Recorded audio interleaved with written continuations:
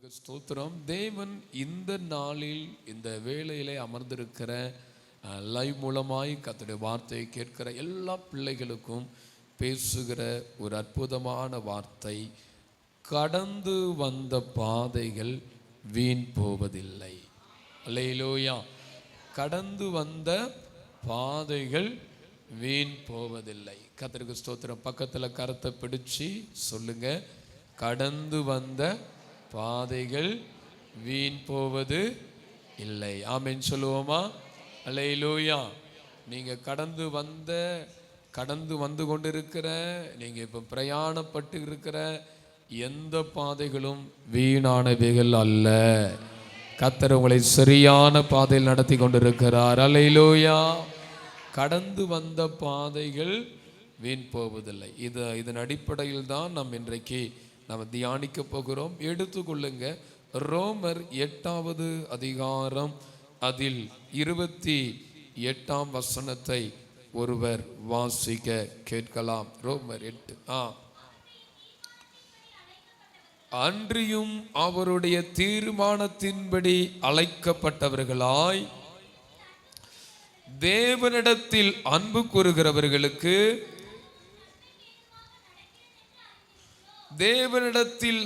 கூறுகிறவர்களுக்கு சகலமும் நன்மைக்கு ஏதுவாக நடந்திருக்கிறது என்று அறிந்திருக்கிறோம். சகலமும்.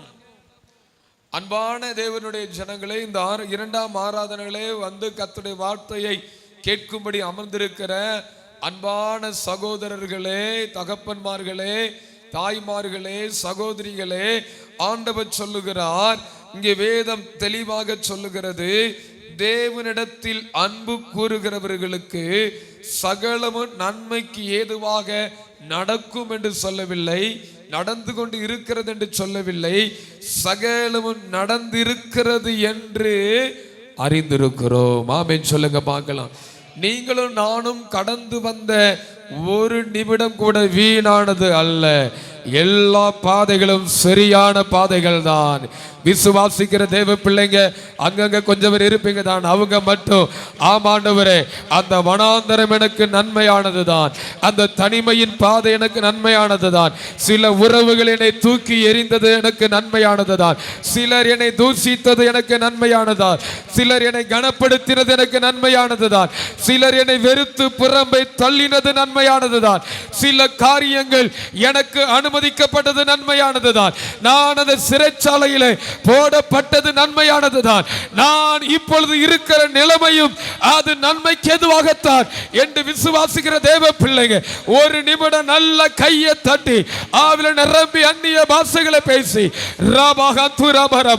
தேவாவியானவர் சொல்லுகிறார், என் அன்பான மகனே, மகளே, நீங்கள் கடந்து வந்த எந்த பாதைகளும் தீமைக்கானது அல்ல, எதுவும் தவறானது அல்ல. கர்த்தருடைய சரியாகத்தான் நடத்தி கொண்டிருக்கிறார். உங்க கையில கொடுக்கப்பட்டதும் கொடுக்கப்பட போவதும் இப்பொழுது இருப்பதும் ஒன்று வீணாய் கொடுக்கப்படவில்லை. ஆண்டவருக்கு ஸ்தோத்திரம். இன்னைக்கு நம்ம தியானம் செய்ய போகிறோம், நாம் கடந்து வந்த பாதைகள் வீண் போவது இல்லை. முதல்ல 7 காரியம் இருக்கிறது, 7 காரியங்கள் இருக்கிறது. அதை நான் வரிசைப்படுத்தி நான் சொல்லிடுறேன். சொல்லிட்டு அதுக்கப்புறம் செய்திக்குள்ளே நம்ம போகிறோம். எழுதுறவங்க அந்த 7ஐயும் எழுதி வச்சுக்கோங்க. அதுக்கப்புறம் நம்ம செய்திக்குள்ளே நம்ம அந்த நேரங்களை பொறுத்து நம்ம கடந்து செல்லும். தனிமையின் அனுபவம் தைரியத்தை கொடுத்தது. தனிமையின் அனுபவம் தைரியத்தை கொடுத்தது. 2வது, சகிப்பின் அனுபவம் அதிகாரத்தை கொடுத்தது.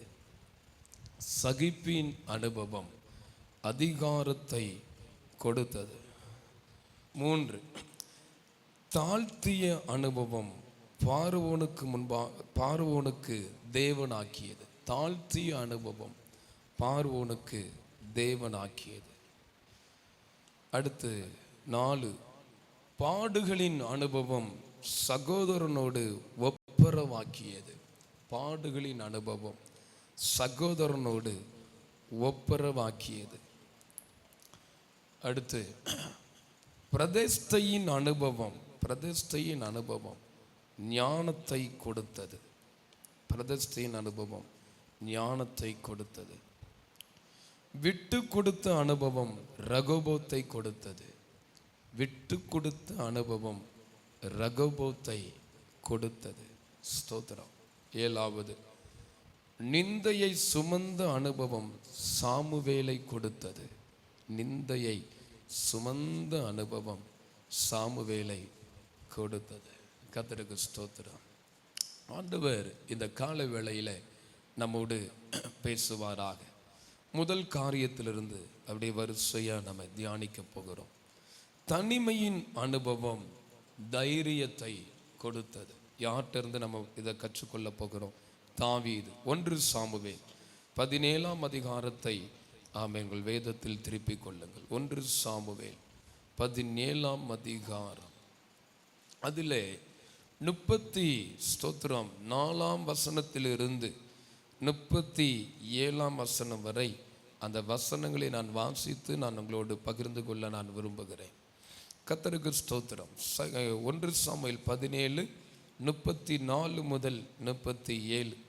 அங்கே வேதம் சொல்லுகிறது, தாவீது சவுலை பார்த்து, உமது அடியான் என் தகப்பனுடைய ஆடுகளை மேய்த்து கொண்டிருந்த போது என்று ஒரு வார்த்தை சொல்லுகிறார். இந்த தாவீதுக்கு ஆடுகளை மேய்க்கிறதுக்கு கூட யாருமே ஒத்தாசை கிடையாது. இந்த தாவீதை கவனிச்சிங்கன்னா இவன் தனியாதான் ஆடுகளை மேய்க்கணும். யாக்கோபின் பிள்ளைகள் 10 சகோதரர்கள் சேர்ந்து அநேக ஆடுகளை மேய்த்தார்கள். இங்கே தாவீதை கவனிச்சிங்கன்னா அவன் தனிமையில் இருக்கிறான். தனியாக அவன் இருக்கிறான். தனியா அந்த கொஞ்ச ஆடுகளை அவன் மேய்த்து கொண்டே இருக்கிறான். காலையில சாப்பாடு அவன் ஆயத்தம் செய்துதான் சாப்பிட்டு இருக்க வேண்டும். மதிய ஆகாரத்தை அவனே ஆயத்தம் செய்து அவன் சாப்பிட்டிருப்பான்.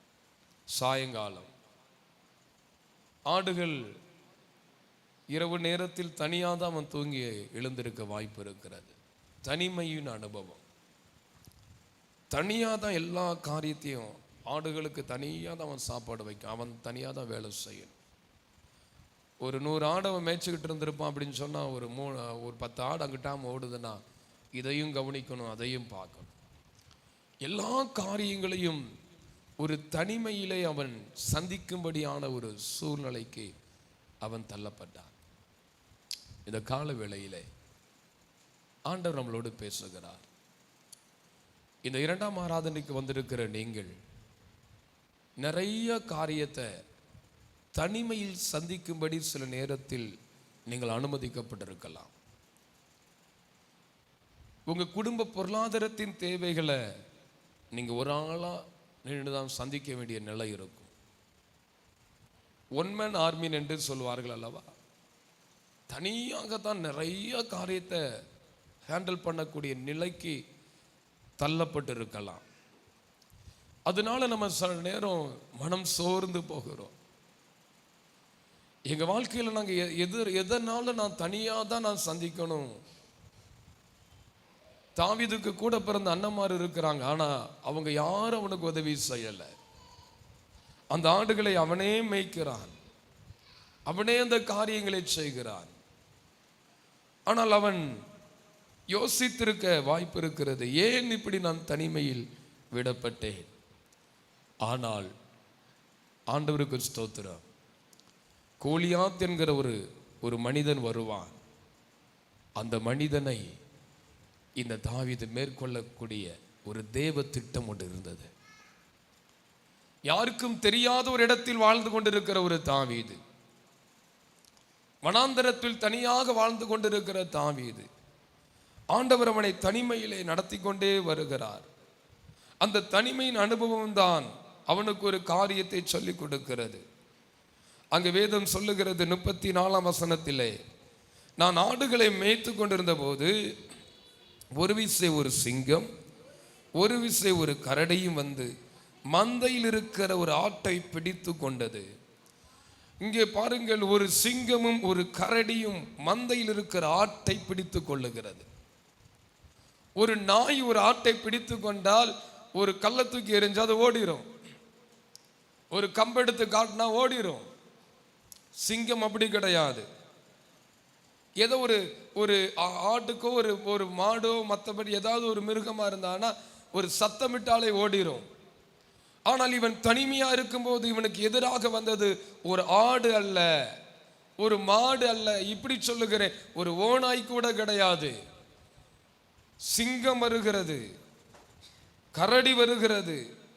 35 சொல்லப்பட்டிருக்கிறது, நான் அதை தொடர்ந்து போய் அதை அடித்து அதை அதன் வாய்க்கு தப்புவித்த போது பயந்தா ஓடும். சிங்கம் என்ன செஞ்சிச்சு? அது என்மேல் பாய்ந்த போது கர்த்தர் தனிமையிலே ஒரு பாடத்தை அவனுக்கு கற்றுக் கொடுக்கிறார்.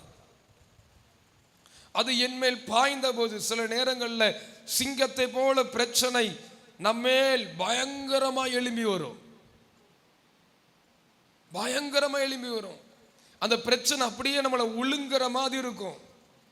அந்த போராட்டம் அப்படியே நம்மளை ஆமென் கொஞ்சம் அதை ஃபீல் பண்ணி பாருங்க. இந்த வசனத்தை நம்ம நிறைய வாசித்து இருக்கிறோம்.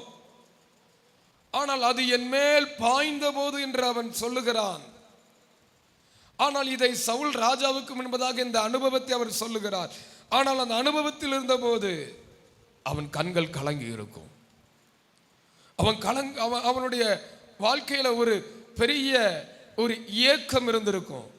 என் கூட இருக்கிற அண்ணன்மாரெல்லாம் இருக்கிறாங்க, எங்க அப்பா அம்மாலாம் இருக்கிறாங்க, இந்த நேரம் சிங்கத்தோடு நான் போராடி கொண்டிருக்கிறேன்.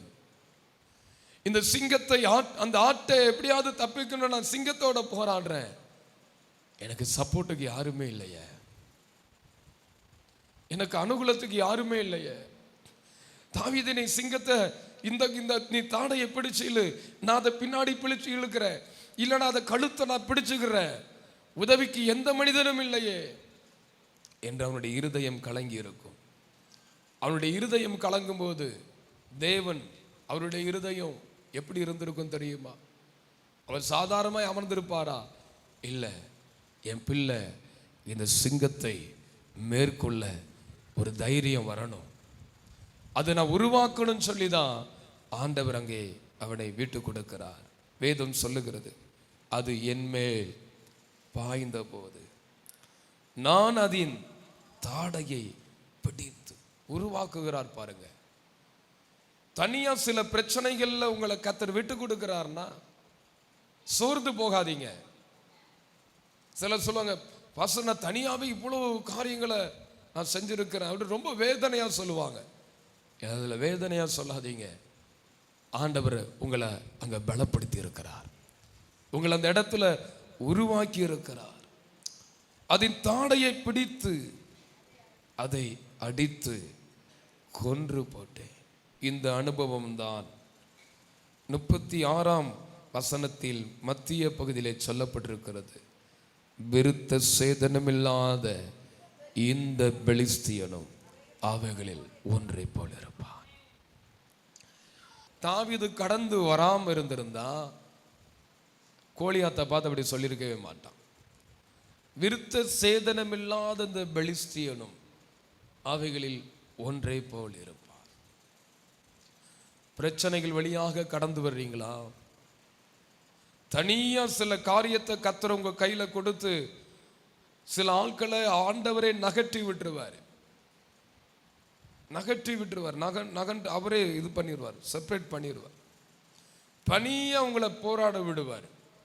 அது உங்களை அழிப்பதற்கு அல்ல, நீங்கள் ஒன்றுமில்லாமல் போவதற்காக ஆண்டவர் உங்களை விடலை. அந்த இடத்துல தனித்து நின்று சிங்கமா இருந்தாலும் கரடியா இருந்தாலும் நீங்கள் அதில் போராடி ஜெயித்தீர்கள் என்று சொன்னால் அடுத்து ஒரு போராட்ட களம் வரப்போகிறது. அந்த போராட்டம் முதல் நீங்கள் சந்தித்த போராட்டம், அதில் கிடைத்த வெற்றி அது அந்தரங்கத்தில் இருக்கும், அது ரகசியமாக இருக்கும், அது உங்கள் குடும்பத்தின் நபர்களுக்கு மட்டும் தெரியும். நான் யோசிக்கிறேன், இந்த தாவீது இந்த அனுபவத்தை தன் தகப்பனிடத்தில் சொல்லியிருக்க வாய்ப்பு இருக்கிறது. தன் சகோதரிடத்தை ஏதோ தன் குடும்பத்திற்கு மாத்திரப்பா அந்த மாதிரி நாடு மேய்ச்சிக்கிட்டு போது சிங்கம் வந்துச்சு கரடி வந்து சொல்லியிருப்பான். ஆனால் அந்தரங்கத்திலே அவன் போராடி ஜெயித்ததை இஸ்ரவேல் தேசம் காணவில்லை, இஸ்ரவேல் தேசம் பார்க்கவில்லை.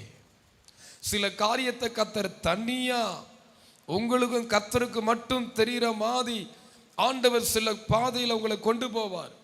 அப்ப ஆண்டவர் மேல மனம் கசந்து போகாதீங்க, ஆண்டவர் மேல நீங்க வேதனைப்படாதீங்க, நீங்க துக்கப்படாதீங்க. ஏனென்றால் அவர் உங்களுக்கு ஒரு பாடத்தை கற்றுக் கொடுத்து கொண்டிருக்கிறார். நீங்கள் சொல்ல முடியும், விருத்த சேதனம் இல்லாத பெலிஸ்தியனும் அவைகளில் ஒன்றை போல் இருப்பான் என்று சொல்லத்தக்க ஒரு அனுபவம் உங்களுக்கு வேண்டும் என்று சொல்லிதான் சில வேளையில் கர்த்தர் உங்கள் தனிமையில் ஜெபிக்க வைக்கிறார், தனிமையில் போராட வைக்கிறார், தனியாக சில காரியத்தை செய்யும்படி கர்த்தர் உங்களை தனித்து விடுகிறார். ஆண்டவருக்கு ஸ்தோத்திரம். சில காரியத்தில் கர்த்தர் உங்களை தனித்து விட்டு உருவாக்கும் பொழுது அதற்கு விட்டு கொடுக்க வேண்டும். ஆண்டவருக்கு ஸ்தோத்திரம். நம்முடைய ஊழியத்தில் அதை செய்கிறோம். ஒரு தனியாக ஒரு ஜெபக்குழு கொடுத்து நீங்கள் இது முழு பொறுப்பாய் நடத்த வேண்டும் என்று சொல்லுகிறோம். வாலிபர் கூடுகையில் அது சொல்லப்படுகிறது, நீங்கள் தான் பாடல் பாடணும், நீங்கள் தான் ஆராதனை நடத்த வேண்டும். இதெல்லாம் எதற்காக கொடுக்கப்படுகிறது? தேவன் ஒரு முக்கியமான காரியத்திற்காக கர்த்தர் உங்களை ப்ரிப்பேர் பண்றாரு, கர்த்தர் உங்களை உருவாக்கி கொண்டிருக்கிறார். நீங்கள் என்றைக்கு அதை முழு மனதோடு, என்றைக்கு முழு மனதோடு முழு பலத்தோடு தேவன் அன்றைக்கு கொடுக்கிற அந்த தனிமையா இருக்கும் பொழுது கொடுக்கிற காரியத்தை எந்த அளவுக்கு ஜபத்தோடு, எந்த அளவுக்கு அபிஷேகத்தோடு, எந்த அளவுக்கு தேவ கிருபையோடு நீங்கள் போராடி ஜெயிக்கிறீர்களோ, நாட்கள் வரும் நீங்கள் ஜெயம் எடுக்கிறதை தேசங்கள் காணத்தக்கதாய் இஸ்ரவேல் தேசமே உங்களை தேடி வந்து எங்களுக்கு ஒரு ராஜா தேவை என்று சொல்லி அவர்கள் ஓடி வரத்தக்கதான ஒரு நாட்களுக்கு நேராய் கர்த்தர் உங்களை நடத்த போகிறார். பாஸ்டர், நான் குடும்பத்தினால ஒரு பக்கம் நான் உடைக்கப்படுறேன், என் நண்பர்களால் உடைக்கப்படுறேன், சில நேரம் என் பிள்ளைகளால் கூட நான் உடைக்கப்படுறேன், என் கணவனால் நான் உடைக்கப்படுறேன், என் மனைவியால் நான் உடைக்கப்படுறேன். என்னை புரிஞ்சுக்கிட்டுருக்கு உலகத்தில் யாருமே இருந்தமே எனக்கு தெரியல. அப்போ அவங்க கெட்டவங்களானா அவங்களாம் கெட்டவங்க கிடையாது. ஆண்டவர் சொல்றாரு, நீ எனக்கு தேவை, நீ உள்ளம் கைகளில் நான் உன்னை வச்சிருக்கிறேன். அதனால ஏதோ ஒரு காரணத்தினால நான் உன்னை தனிமைப்படுத்துகிறேன். இங்க வேதம் மிக தெளிவாக சொல்லுகிறது, விருத்த சேதனம் இல்லாத இந்த பெலிஸ்தியனும் அவைகளில் ஒன்றை போல் இருப்பான். 37 பின்னும் தாவீது என்னை சிங்கத்தின் கைக்கும் கரடியின் கைக்கும் தப்புவித்த கர்த்தர் இந்த பெலிஸ்தனுடைய கைக்கு என்னை தப்புவிப்பார். கரடியை மேற்கொண்ட போது இந்த தாவீதோடு ஒருத்தரும் கிடையாது. அதே நேரத்தில் கோலியாத்தை இவர் எதிர்த்து போறாருங்கிற செய்தி தாவீதுடைய சகோதரர்கள் நல்லா தெரியும். நம்ம தம்பி தான் போறாருன்னு கேள்விப்படுறேன். தாவீதே, நான் உனக்கு உதவிக்கு வரட்டுமா? கூட பிறந்த சகோதரர்கள் ஆர்மியில் இருக்கிறாங்க, போர் வீரராக இருக்கிறாங்க. அவங்க தாவீதை வெறுத்துட்டாங்க, இல்லைனா கண்டுகொள்ளல அப்படின்னு சொல்றதை விட கர்த்தர் வெறுக்க பண்ணினார் அப்படின்னு தான் நான் சொல்லுவேன். ஏன்னா ஒருவேளை அவங்க கூட வந்து தாவீது ஜெயம் எடுத்திருந்தால் சொல்லியிருப்பாங்க, தாவீது சின்ன பையன் போனா, ஆனால் அவங்க அண்ணன்மார் நல்லா யுத்தம் பண்ணுறவங்க, அதனால தான் கோலியாத்தை ஜெயிச்சிட்டாங்கன்னு சொல்லி அந்த கணம் அண்ணன்மாருக்கு போயிடும். ஆனால் நம்ம ஆண்டவர் ஒருத்தர் இருக்கிறாரு, என் மகிமையை வேற யாருக்கும் கூட, சிறியவன் தாவீது, அவன் சிறியவன் தான், அவன் சாதாரணமானவன் தான், ஆனால் ஆமென். சில நபர்களை ஏன் அகற்றினார் என்றால், நீங்கள் உயர்ந்து வரும்போது, கனப்படுத்தப்பட்டு வரும்போது அவர்கள் சொன்னாங்க, நான் சப்போர்ட் பண்றதுனால தான், நான் இந்த காரியத்தை செஞ்சதுனால தான் இவங்க இந்த நிலைமைக்கு வந்தாங்கன்னு சொல்லி அங்கே தன் பெயரை அவர்கள் சொல்லிவிடக் கூடாது என்பதற்காகவே சில உதவின கரத்தை கூட அவர்கள் முடக்கி கொண்டார்கள். உதவின சில நபர்கள் கூட அவருடைய கரத்தை ஆமென் அவர்கள் ஆமென் தன் பக்கமாக இழுத்து இனி இவர்களுக்கு உதவி செய்யக்கூடாது என்று அவர்கள் தீர்மானித்தார்கள் என்று நீங்க நினைக்கலாம். ஆனா கர்த்தருடைய ஆவியானவர், பரிசுத்த ஆவியானவர் தீர்க்க தரிசனமாய் சொல்லுகிறார், நான் தான் அவர்கள் கொடுக்க கூடாதபடி அவர்கள் கரத்தை தடுத்தேன். ஏனென்றால் நான் உன்னை ஆசீர்வதிக்கும் போது இவர்கள் ஆராதிக்கிற கர்த்தர் ஒருவரே, இவர்கள் ஆராதிக்கிற தேவன் ஒருவரே, இவர்கள் ஆராதிக்கிற இயேசு ஒருவரே இவர்களை உயர்த்தினார், கனப்படுத்தினார் என்று சொல்லத்தக்க சில காரியத்தை கர்த்தர் அனுமதித்தார். இது ஆவில கேட்ட விளங்கும், ஆவில ஏதோ கேட்ட விளங்காது, ஆவில கேட்கிறவங்களுக்கு புரியும். Yes lord. ஆகவே சில லோத்துகள் அகண்டதற்காய் ஸ்தோத்திரம், சில நபர்கள் விலகினதற்காய் ஸ்தோத்திரம். என் ஆண்டவர் என்னை கனப்படுத்துகிற நாட்கள் வந்தது என்று சொல்றாங்க மாட்டோம். பிசாசு வெட்கப்படும்படியாய், பிசாசு எரிச்சல் படும்படியாய் உன் கை தட்ட அவனை எரிச்சல் படுத்தட்டும். கையை தட்ட.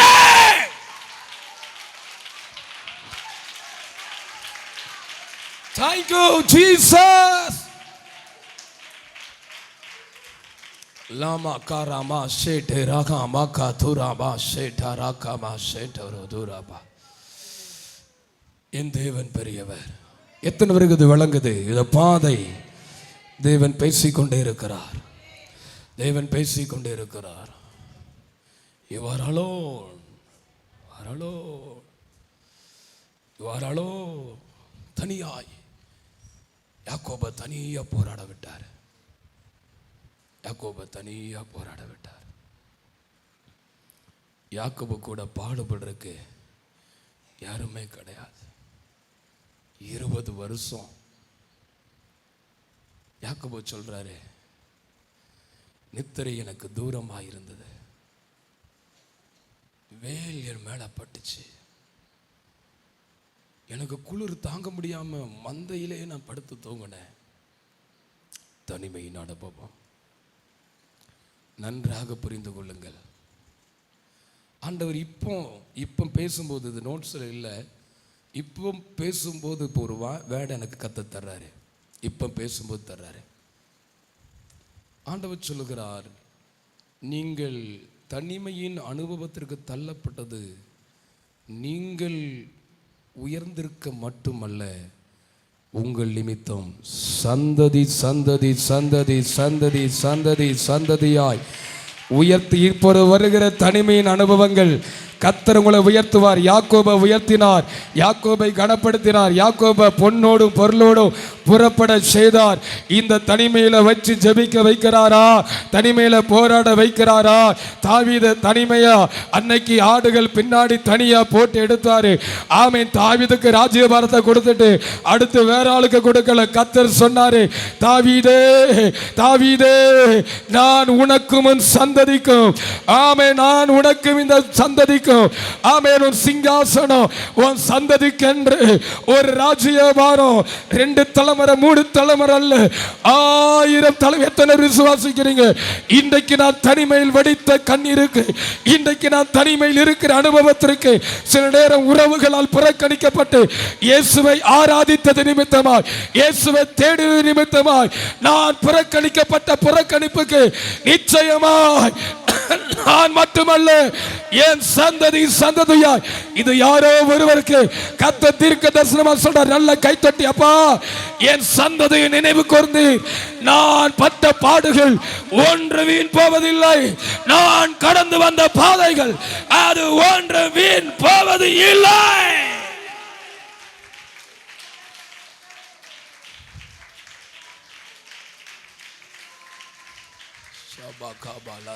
வீண் போவது இல்லை, வீண் போவது இல்லை, வீண் போவது இல்லை. வீண் போவது இல்லை. ஹல்லேலூயா. சில நேரங்களில் மோசேயினுடைய அனுபவங்கள் நம்ம பார்க்கிறோம். பார்வோன் அவனுக்கு சகல அடுத்த இஸ்ரவேலின் பார்வோன் எகிப்தின் ராஜாவாக யோசேப்பு வர வேண்டியது, மோசே வர வேண்டியது. எல்லாத்தையும் விட்டுட்டு தனியாக புறப்பட்டு போகிறான். மீதியான் தேசத்துக்கு போகிறான். அந்த வனாந்தரத்தில் ஆடுகளை மேய்ச்சிக்கிட்டு இருக்கிறான். மோசே நினச்சான், நம்ம லைஃப் முடிஞ்சிட்டா, நம்ம அவசரப்பட்டோம். 40 வருஷம் எகிப்தில் நல்ல அரண்மனை வாழ்க்கை வாழ்ந்தோம். இன்னைக்கு ஏதோ ஆண்டவருக்குன்னு வைராக்கியமாக வந்துட்டோம். 40 வருஷம் வேஸ்ட் ஆயிடுச்சு. நிறைய நேரம் அப்படி யோசிக்கிற தெய்வ பிள்ளைகள் நம்ம இருக்கிறோம். சொந்தம், பந்தம், உறவுகள், நண்பர்கள், இயேசுங்கிற நாமத்து நிமித்தம் விட்டுட்டு நான் வந்துட்டேனே அப்படின்னு கலங்கிட்டு இருக்கிறீங்களா? மோசே அப்படி தான் யோசித்திருப்பான். நம்ம எதனால இப்படி விட்டுட்டு வந்தோம்? ஏன் நம்முடைய வாழ்க்கையில் இப்படிப்பட்ட காரியங்கள் என்ற கலக்கத்தோடு அவன் இருந்தான். வனாந்தரத்தில் 40 வருடங்கள் கழிந்தது. அவன் தேவன் தரிசனமாவார் என்று அவன் கனவில் கூட நினைக்கவில்லை. திடீரென்று ஒரு முச்செடி பச்சேறி ஆரம்பித்தது. ஆண்டவர் சொல்லுகிறார், நீதான் புறப்பட்டு போக வேண்டாம். லட்சக்கணக்கான ஜனங்களுக்கு நீ தேவை. அந்த ஜனத்துக்காகத்தான் உட 40 வருஷம் இந்த வனாந்தரத்தில் தனியாக வச்ச. மோசையின் கூட பிறந்தவங்க எல்லாம் பார்வோன்ட்டு அங்கே எகிப்தில் இருக்கிறாங்க. மோசைக்கு பழக்கமானவங்கள்லாம் அரண்மனையில் இருக்கிறாங்க. நல்லா சாப்பாடு சாப்பிட்டுட்டு இருந்தா. வனாந்தரத்தில் ஏதோ கொஞ்சம் ஆடுகளை மேய்ச்சி தன் வாழ்க்கையை நடத்தி கொண்டு இருந்தார். அப்படிப்பட்ட நிலையில் இந்த இடத்துல நீங்கள் வந்திருக்கலாம். என் ஆண்டவர் சொல்லுகிறார், இந்த தனிமை உங்களை அழிப்பதற்காக அல்ல. நான் உங்களை பிரித்து எடுத்தது உங்களை அழிப்பதற்காக அல்ல.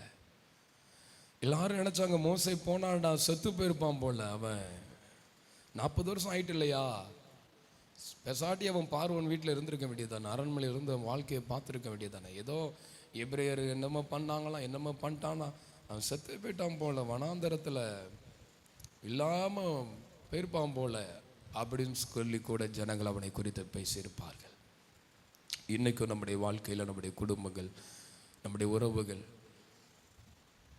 சர்ச்சுக்கு போகிறதுக்கு முன்னாடி கூட ஓரளவு இருந்தாங்க. இப்போ சர்ச்சு சபன் போகிறாங்க, ஆனால் ஒன்றுமே இருந்த மாதிரி தெரியல. இருந்ததும் போய்கிட்டே இருந்த மாதிரி தான் தெரியுது. அவன் மோசை கையில் ஒரு கோல் மட்டும்தான் இருந்தது. அதை போல் இவங்ககிட்ட ஒரு பைபிள் மட்டும்தான்டா இவங்க வச்சிருக்கிறாங்க, வேற ஒன்றும் இல்லையோ என்று யோசித்து கொண்டிருக்கிறார்கள், யோசிக்கிறார்கள், நினைக்கிறார்கள், அப்படி பரியாசமும் செய்கிறார்கள். உங்களுடைய காதுகளிலும் சிலருடைய காதுகளிலும் அந்த சத்தம் விழுகிறது. ஆண்டவரை தேடி போனதுனால உனக்கு கிடைத்தது என்ன? அவமானம்தான் உனக்கு மிஞ்சியது, பரியாசங்கள் தான் உனக்கு மிஞ்சியது, போராட்டங்கள் தான் உனக்கு மிஞ்சியது என்று சொல்லுகிறார்களா? சீக்கிரத்தில் கர்த்தருடைய சந்திப்பு உண்டாக போகிறது. சாதாரண மோசையாக, உலக ஆசீர்வாதத்தின் மோசையாக, உலகத்தில் இருக்கிற நன்மையை பெற்றுக்கொண்ட மோசையாக, அங்கே பார்வோனின் அரண்மனையில் இருக்கிற ஒரு மோசையாகத்தான் இந்த மோசை புறப்பட்டு போனார். அந்த மோசை திரும்பவும் 40 வருடம் கழித்து அந்த எகிப்து தேசத்துக்கு வந்தபோது எல்லாரும் சொல்லியிருப்பார்கள், இந்த மோசே இந்த எகிப்தில் தஞ்சம் புக வந்திருக்கிறார், பார்வோன்ட்டு ஒரு இடம் கேட்க வந்திருக்கிறார், நானும் இவருடைய அடிமை வேலை செய்கிறேன் வந்திருக்கிறார் என்று எல்லார் கண்களும் நோக்கி கொண்டிருந்த போது அங்கே மோசே சொல்லுகிறார், நான் ஒரு தெய்வத்தை சந்தித்தேன், அவர் ஆபிரகாமின் தேவனும் ஈசாக்கின் தேவனும் யாக்கோபின் தேவனுமாய் இருக்கிறவர் என்னை அனுப்பினார். இந்த உன்னை எனக்கு லாபத்துக்காக வரல, எனக்கு ஒரு இடம் இந்த எகிப்தில் கிடைக்கணும் வரல, உன்னை விடுதலையாக்க பரியாசம் செய்தாய் அல்லவா, தேவா, இந்த மோசே என்ன ஆயிருக்கும் என்று சொல்லி உன்னை விடுதலை ஆக்கக்கூடிய அந்த அபிஷேகத்தை கர்த்தர் எனக்குள் வைத்து உன் வியாதியை என்னை கொண்டு சுகமாக்க, உனக்குள் இருக்கிற தரித்திரத்தை என்னை, இது சிலருக்கு தீர்க்க தரிசனம், உனக்குள் இருக்கிற போராட்டத்தை என்னை கொண்டு விடுதலையாக்க, உன் குடும்பத்திற்கான ஆலோசனையை என்னை கொண்டு கொடுக்க. இது ஆவியில கேட்கணும், இல்ல பெருமை மாதிரி தெரியும், இது ஆவியில கேட்டா நல்லா புரியும். உனக்கான சாவியை என் கையில கொடுத்து அனுப்பியிருக்கிறார். நான் சாதாரணமானவனாய் சாதாரணமானவளாய் புறப்பட்டு போனது உண்மைதான். இன்றைக்கு கர்த்தர் என்னை சந்தித்தார், இன்றைக்கு என்னை கர்த்தர் தொட்டார். இன்றைக்கு ஆண்டவர் சொல்லுகிறார், உன்னை விடுதலையாக்கும்படி என்னை அனுப்பினார், என்னை அனுப்பினார் என்று சொல்லுகிற காலம் வருகிறது. விசுவாசிக்கிற மற்ற நல்ல கையை தட்டு.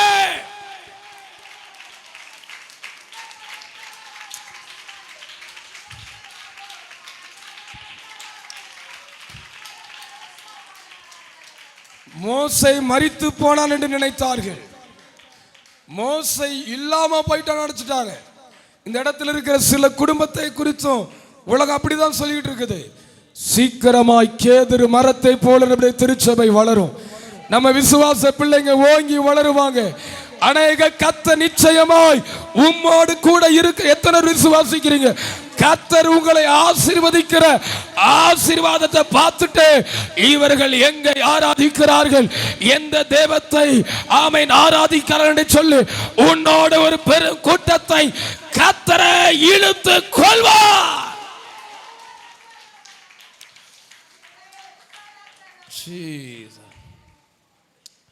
தனிமையின் அனுபவங்கள் வீணானது அல்ல.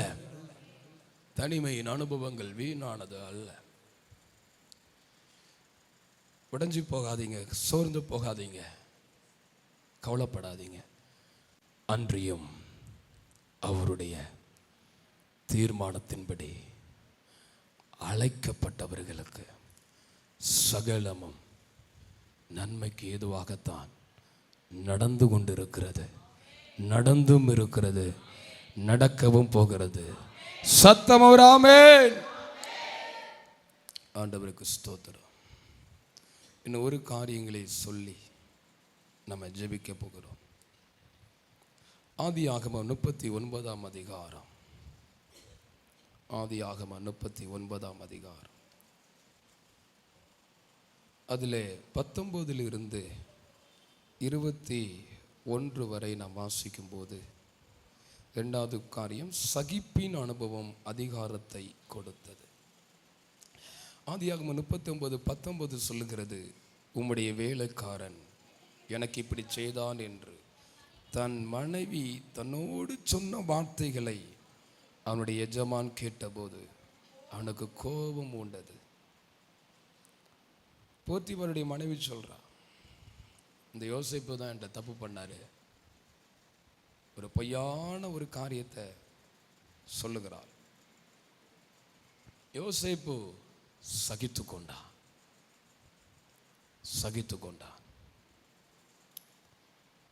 யோசேப்பு ஒரு வார்த்தை கூட பேசவே இல்லை. 20ஆம் வசனம், யோசேப்பின் எஜமான் அவனை பிடிக்கிறான், ராஜாவின் கட்டளையால் காவலில் வைக்கப்பட்டவர்கள் இருக்கும் சிறைச்சாலையிலே அவனை ஒப்புவித்தான். அந்த சிறைச்சாலையில் அவன் இருந்தான், சகித்து கொண்டான். அனமார் பண்ணதை சகித்து கொண்டான். அடிமையா வந்த இடத்துல கூட நிம்மதியா வாழ முடியல, சகித்து கொண்டான். செய்யாத ஒரு தவறை செய்ததாய் சொன்னார்கள், சகித்து கொண்டான். சகித்து பாருங்கள், கிறிஸ்துவின் அதிகாரம் உங்களுக்குள் வெளிப்படும். எதுவுமே சொல்லல. 21 சொல்லுகிறது, கர்த்தரோ யோசேப்போடு இருந்து அவன் மேல் இப்படி சொல்லலாம், இரக்கம் வைத்தார். இரக்கம் வைத்தார். சகித்து கொள்ளுங்க, சகித்து கொள்ளுங்க. உங்க பக்கமே நியாயம் இருந்தாலும் சகித்து கொள்ளுங்க. யோசேப்பு பக்கம் ஒரு தப்பு கூட கிடையாது. ஆனா யோசேப்பு தான் வாயை திறக்கல. இயேசுவும் அதுதான், அவர் வாய் திறவாத ஆட்டை போல் இருந்தார். போன வாரம் வீடியோவில் பார்த்தோம் இல்லையா, வாய்தரமாக ஆட்டை போல அடிக்கிறார்கள், உதைக்கிறார்கள். சகித்து கொண்டார். சகித்து பாருங்கள், அதிகாரம் உங்களை தேடி வரும். வீட்டில் சகித்துக்கோங்க, சகித்து பழகுங்க. உங்களை அவமானமாக பேசுனாங்களா, சகித்து கொள்ளுங்க. உங்களை துக்கப்படுத்துறாங்களா, சகித்து கொள்ளுங்க. உங்களை பரியாசம் பண்றாங்களா, சகித்து கொள்ளுங்க. சகித்து கொள்ளுங்க. வேதம் சொல்லுகிறது, ஆதியாகமம் 41 அதிகாரம் 43 44 நான் வாசிக்கிறேன். 43 கடைசி பகுதி, எகிப்து தேசம் முழுமைக்கும் அவனை அதிகாரியாக்கினான். இந்த யோசேப்பின் சகிப்புத்தன்மை, சகிப்பின் அனுபவம். பாஸ்டர், என்னை கர்த்தர் ரொம்ப சகிக்க வைக்கிறாரு. முதல்ல என்னால் இவ்வளோ கூட சகிக்க மாட்டேன், ஏன்னு தெரியல. இப்போ நான் நல்லா சகிச்சுக்கிறேன். சகிப்பின் அனுபவத்தை தேவன் எனக்குள்ள கொடுத்துட்டே வர்றாரு. என்னால் சகிக்க முடியாது. இப்போ இந்த சகிப்பின் கிருபை எனக்குள்ள பெய்கிட்டே இருக்குது. அது என்கிட்ட டெவலப் ஆகுது. அப்படி சொல்றீங்களா? கர்த்தர் அப்படிப்பட்ட தேவ பிள்ளைகளுக்கு சொல்லுகிறார், உங்களுக்கு இந்த உலகத்தின் பரலோகத்தின் திறவுகோலை உங்கள் கரத்தில் கொடுத்து உங்களை அதிகாரப்படுத்த போகிறார். அவர்களுக்கு தான் முத்திரை மோதிரத்தை கொடுக்க போகிறார். சகித்து கொண்டிருக்கிற தேவ பிள்ளையே, கர்த்தர் உனக்கு சொல்லுகிறார், நான் உனக்கு முத்திரை மோதிரத்தை தருகிறேன். வெளிப்படுத்தல் விசேஷத்தில் எழுதப்பட்டிருக்கிறது, நீ என் நாமத்து நிமித்தம் சகித்து கொண்டிருக்கிறதை நான் அறிந்திருக்கிறேன் என்று கர்த்தர் சொல்லுகிறார். சகித்து கொண்டிருக்கிறது, நான் சகித்துக்கிறேன். இவ்வளவு சகிச்சா கூட என்னை அவங்க ஒரு பொருட்டா நினைக்கிறது இல்லை. எவ்வளவு காரியத்தை நான் சகிச்சுக்கிட்டு இருக்கிறேன். சகிப்பின் தன்மை நாளுக்கு நாள் கூடிக்கொண்டே இருக்கிறதா? பிசாசு சொல்லுவான், இதுக்கு மேலே நீ சகித்துக்கிடாத, இதுக்கு மேலே நீ பொறுமையா இருக்காத, நீ வாயு திறந்து பேசு, நீ அதை செய், இதை செய், ஏதாவது சொல்லு, ஏதாவது செய், ஏதாவது அப்படின்னு சொல்லி பிசாசானவன் பல ஆலோசனைகளை உங்கள் காதுகளில் போட்டுக்கொண்டே இருப்பான். ஆனால் ஆண்டவர் சொல்லுகிறார், என் மகனே, என் மகளே, என்ன சொன்னாலும் சகித்து பார், சகித்து பார், சகிப்பின் பாதையில் நடந்து பார். உனக்கான ஆசீர்வாதத்தை நீ எப்பொழுது சிறைச்சாலையை விட்டு வெளியே வருவாய் என்று தெரியாது. எப்பொழுது பார்வோன் உன் கரத்தில் அதிகாரத்தை கொடுப்பான் என்று தெரியாது. ஆனால் சீக்கிரமாய் இந்த தேசத்தின் இந்த இடத்துல ஆண்டவர் இந்த வார்த்தை சொல்லும் போது சில தேவ பிள்ளைகளுக்கு, குடும்பத்துக்கு சொல்லுகிறார், இந்த இடத்துல சில சந்ததிகள், சில தேவ பிள்ளைகளுடைய கரத்திலே அதிகாரத்தை கொடுக்க போகிறார். இந்த தமிழகத்தின் அதிகாரம், இந்த மாவட்டத்தின் அதிகாரம், இந்த தாலுகாவின் அதிகாரம், இந்த தேசத்தின் அதிகாரத்தை கர்த்தர் தருவாராக.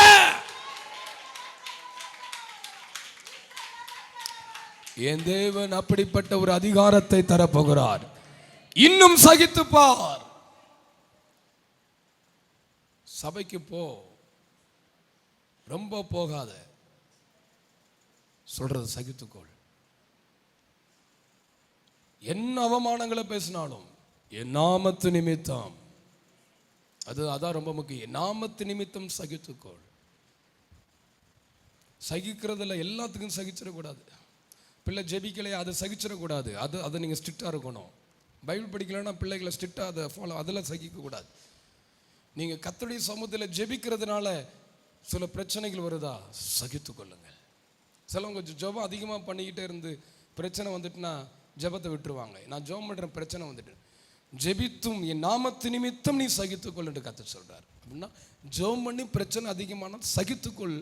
இப்பொழுது அந்த நன்மையை தெரியாது, ஆனால் சீக்கிரத்திலே அது துளிர் விட்டு பூ பூத்து காய் காய்த்து உலகத்தையே பலனால் நிரப்பத்தக்கதாய் தேவன் கிரியைகளை செய்வார், செய்வார், செய்வார். எத்தனை ராமன் சொல்றீங்க? சகிப்பு. இயேசு கிறிஸ்து அன்னைக்கு சிலுவையில சகித்தாருங்க. 2000 வருஷம் தாண்டிட்டு இன்னைக்கும் அந்த அதிகாரம் வெளிப்படுதா இல்லையா? இயேசுவின் நாமத்தில் என்று சொல்லும் போது பிசாசு வெளியேறுகிறதா இல்லையா? அன்னைக்கு அவர் சிலுவையிலே சகித்தார். சகித்து 2000 வருடம் ஆகிட்டது. இன்றைக்கு நீங்கள் சகித்து பாருங்கள், எத்தனை வருடம் கழித்து உங்கள் பிள்ளைகள் அதன் ஆசீர்வாதத்தை சுதந்தரித்துக் கொள்வார்கள். அந்த கிருபையை தேவன் தருவார். இந்த யோசேப்பு சகித்து கொண்டார். அன்னமார் தூக்கி போட்டதை சகித்து கொண்டார். அடிமையாய் விற்கப்பட்டதை சகித்து கொண்டார். போர்த்திபார் வீட்டில் ஆமீன் குற்றம் சாட்டப்பட்டதை சகித்து கொண்டார். சிறைச்சாலையில் ஆமீன் பானபாத்திரக்காரன் 2 வருஷம் மறந்து போனதை சகித்து கொண்டார். யோசேப்பு கொஞ்சம் நஞ்சல, ஏசப்பாவை ஒரு வார்த்தை கூட முறுமுறுத்து அவன் பேசவே இல்லை. ஆண்டவரை முறுமுறுக்கவே இல்லை. மனசுல கூட அவர் மேல வருத்தப்பட்டு பேசவே இல்லை. சகித்து கொண்டார். சகிப்பு. ஆண்டவர் சொல்றாரு, நிறைய பேர் நம்ம நினைக்கிறோம், பாஸ்டர் நான் நிறைய காரியத்தை நான் சகிச்சிருக்கிறேன், அது வேஸ்ட் ஆயிட்டோம். இல்லை, கிரெடிட் ஏறிக்கிட்டே இருக்குது. அக்கௌண்ட்டில் பணம் ஏறின மாதிரி நீங்கள் சகிக்க சகிக்க சகிக்க உங்களுக்கு அக்கௌண்ட்டில் பேங்க் பேலன்ஸ் ஏறுற மாதிரி கர்த்தர் உங்களுக்கான காரியத்தை கூட்டிக் கொண்டே இருக்கிறார், கூட்டிக் கொண்டே இருக்கிறார், கூட்டிக் கொண்டே இருக்கிறார். நீங்கள் போட்டது 1000 ரூபாய் இருந்தாலும் அடுத்து வரும்போது 10,000 அதற்கான நன்மைகளை திரும்ப ஒரு விதையை நீங்கள் விதைச்சாலும் ஒரு இடத்துல நீங்கள் சகிச்சிருப்பீங்க. ஆனால் கர்த்தர் 10 இடத்துல உங்களை கனப்படுத்துவார். ஒரு கிராமத்தில் நீங்கள் சகிச்சிருப்பீங்க, ஒரு நபர்கிட்ட நீங்கள் சகிச்சிருப்பீங்க, ஒரு நபர் பேசின அந்த வார்த்தையை சகிச்சிருப்பீங்க.